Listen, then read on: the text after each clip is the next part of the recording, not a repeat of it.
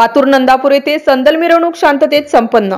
अकोला जिल्ह्यातील पातूर नंदापूर येथे दरवर्षीप्रमाणे यावर्षी सुद्धा 23 जानेवारी रोजी मुकीम शाह वली बाबा व बादुला वली बाबा या संदल मोठ्या उत्साहात साजरा करण्यात येतो। सकाळी मुस्लिम रिवाजाप्रमाणे महाप्रसादाचा कार्यक्रम आयोजित करण्यात आला होता। संध्याकाळी 6 वाजतापासून संदलची मिरवणुकीला सुरुवात झाली। मिरवणुकीमध्ये नाचणारे घोडे मिरवणुकीचे आकर्षण ठरले होते। आजूबाजूच्या गावासह पंचक्रोशीतील सर्व ग्रामस्थ व पाहुणे मंडळी या संदलमध्ये सहभागी झाले होते। तरुण पिढीने संदलमध्ये नाचण्याचा आनंद घेतला।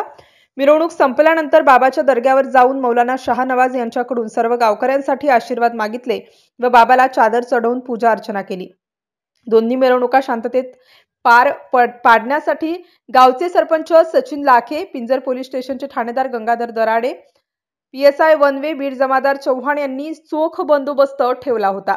MCN न्यूज मराठीकरिता विकास ठाकरे, पातूर नंदापूर।